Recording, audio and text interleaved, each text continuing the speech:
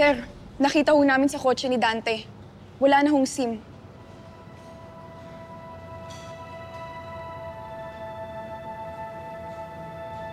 Mukhang may pinoprotektahan niya siya, Bok.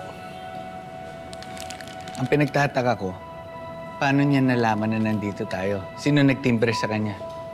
Mahirapan talaga tayong solve tong kasong to. Hanggat di natin nalalaman kung sino yung contact sa loob.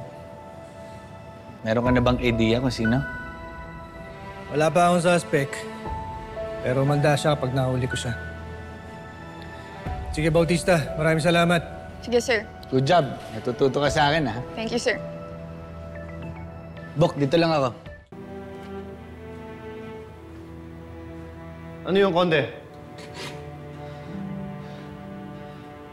Natimbrihan si Dante, sir.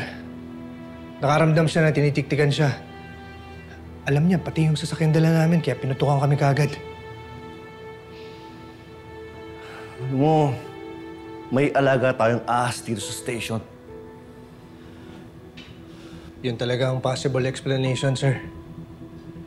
Wala namang ibang nakakaalam na iniimbestigahan si Dante bukod sa mga tao dito sa Station 12, eh. Tsaka di ba noon pa natin hinala yun, sir? Doon pala sa kaso ni Amo. Kaya kailangan mahuli natin kung sino yun. Dahil kung hindi, may palagi tayong matatakasan ng sindikato. Konde, kailangan natin pagplanuhan na maayos to. Sa tingin mo, sa mga kasama natin, sino yung kakampi natin? Si Garcia, Chief. Siya yung kasama ko nung natimbrehan si Dante. Si Enriquez naman, busy sa paghahanap sa lola niya nung nangyayari yung kay Dante. Si Dizon, dikit ko yun. Pero gusto kong i-assume na everyone is compromised hanggat di natin nalalaman kung sino ang totoong kalaban.